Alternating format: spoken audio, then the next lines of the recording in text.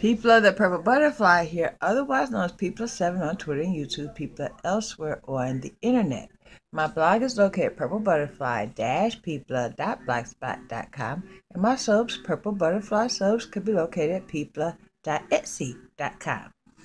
And you've noticed me holding this box, probably wondering, what's she going to do with that box? This is going to become a new slab mode. Using this box, these scissors, and some tape. You can also use duct tape. This actually is duct tape, but it's clear duct tape. Now, what I'm going to do first, I took the cereal that was in there and ate all of it. Then I took the plastic container that was in there, got rid of that. And now I'm closing it back up. And then I'm going to take the tape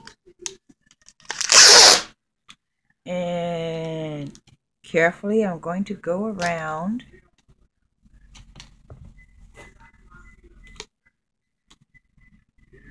the whole box. And where it's a little crooked, I'm going to adjust that. Yes. And when you see the finished part, you're going to go, what do I think of that?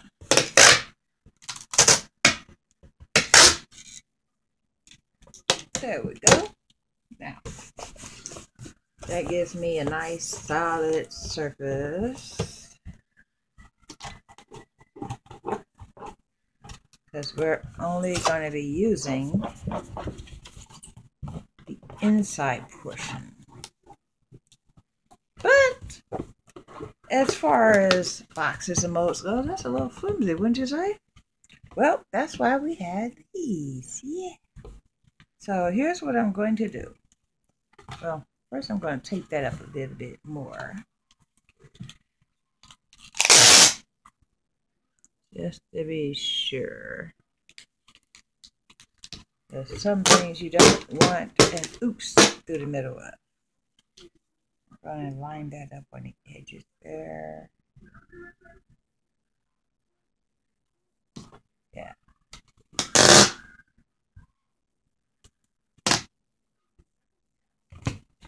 Because we're going to have to cut it partially. So it wants to be a little bit strong. Yeah. There's a little overhang, but it doesn't matter.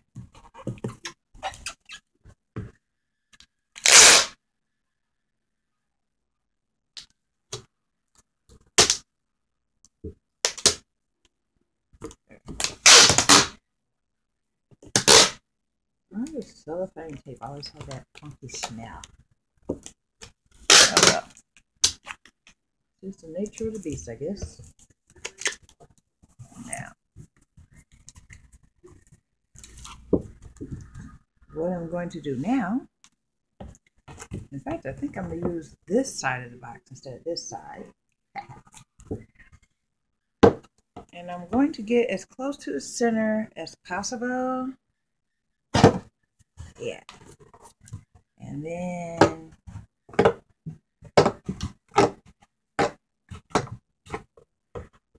I just cut straight way like that.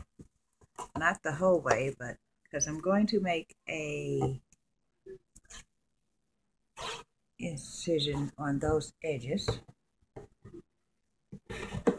That way it has something that reinforces the box for me. And if it doesn't quite come out evenly, it's not really going to matter. You just basically want to make sure we get the miter type edge going on. Now, that gives me something that looks very much like this. So I'm going to push that in like that. But I'm going to cut it wherever it meets the edges.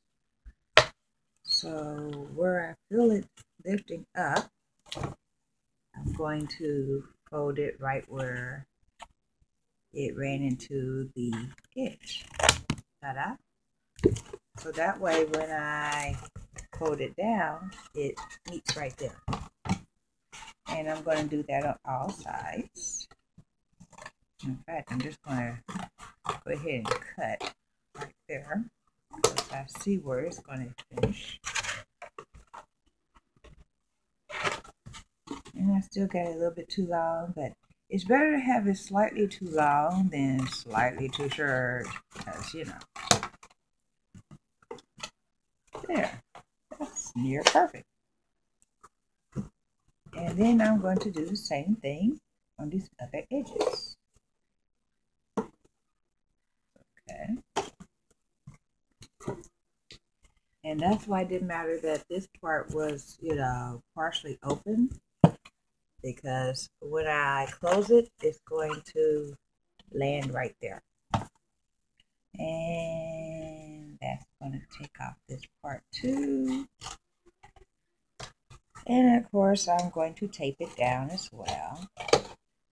There's a soap that I'm going to try to do that I figure if I messed it up, I don't want to ruin my $70 slab mode, so I'm going to do it this way. And then if it's ruined or it hardens too much or whatever, I can always throw this box away. See what I'm saying? But by the same token, if it works, then it'll last for as long as it lasts. Well, that's slightly too long, so let's try to cut the line a little straighter. There we go. See how that's going to work now?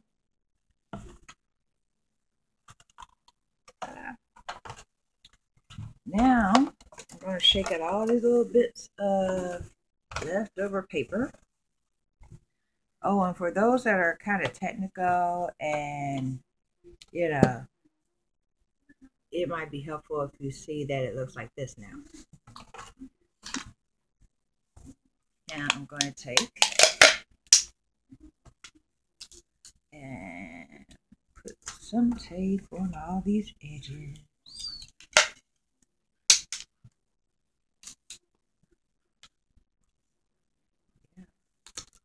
That.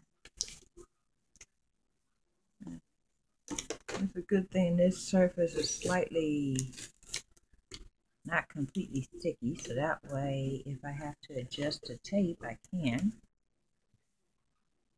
But because the paper is now exposed on the raw edge, that might backfire too, because, you know, then you end up with, hey, it's coming up now.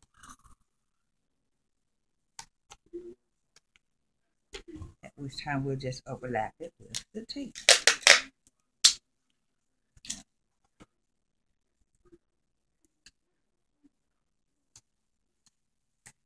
Alrighty then.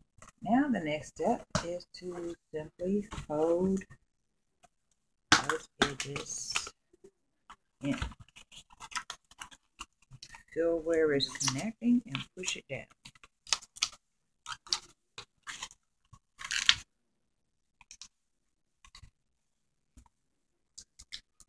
Well, hold on. And that's what I'm talking about. If it doesn't conform, then it's going to lift up part of that.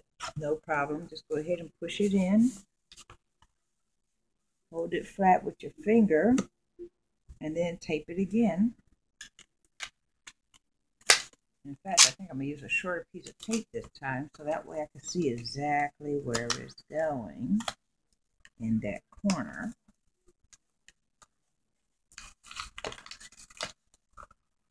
And then come behind it with a piece of tape that will go completely across as needed. There we go.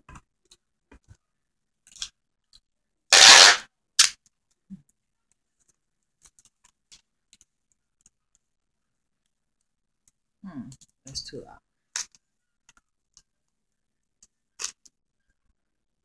Now, well, hold on. Let's put this somewhere where it's not going to get in my way, but I can use it again in a bit. Now I'm going to just close this. And then place it where I need it.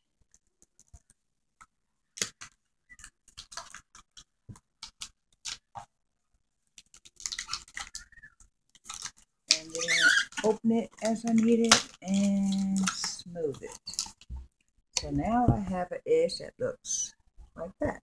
Nice and flat, no buckles, so forth and so on. Now, after I'm done reinforcing all sides and nice and flat, and if there's any buckles, I can just literally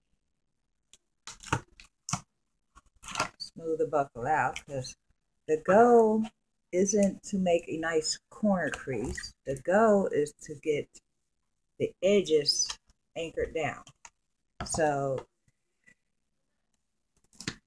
it will stay anchored on the sides, and I don't have to worry about, oh, well, that little part in the center, we're not worried about that.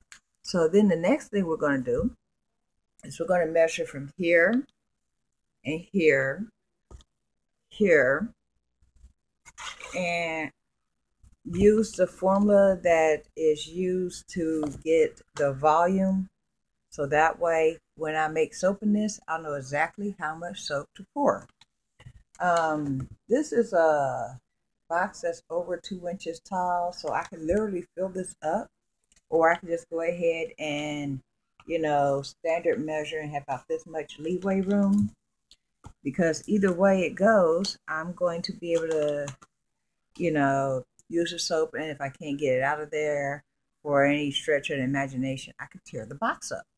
But I do intend to use some freezer paper or a plastic bag or something to reinforce or to facilitate rather the soap coming out of there, because that way I can reuse it and I don't have to worry about the soap that went in there. So I'm finna go make some soap using this formulation, or format rather. There's a video on Soaping 101 that says how to measure, or how to, hold on, I'll get the thought back. It tells how to estimate how much soap you need for a particular mode or whatever. There's a whole formula where you take the measurements, the width, the length, the depth, so forth and so on, and you multiply it by, I can't remember, but it tells you how to get the volume, so that way you know exactly how much soap to make. But the way I'm gonna do this, if I don't make enough, I can always pour some more on top of it, because hey, it's soap, so spray with some alcohol, make a second layer, you know. But anyway, that's what I'm doing today. There's a spinning soap technique that I want to try, but instead of doing a column pour type format or a faux funnel like they're doing, I'm basically going to do what I'm most comfortable with, and that's a peacock type method. So that way I can see the stripes and the way that's going. So that way when I spin it around, it'll make a whole new look. That's what's up here. Now all I gotta do, because I got new mode, is put what's up here into here and then cut it so you can see it. So this has been People7 on Twitter and YouTube, People elsewhere on the internet. My blog is located at purplebutterfly-people.blogspot.com. And my soaps, Purple Butterfly Soaps, can be located at people.etsy.com. Y'all stay blessed and stay tuned. Bye now.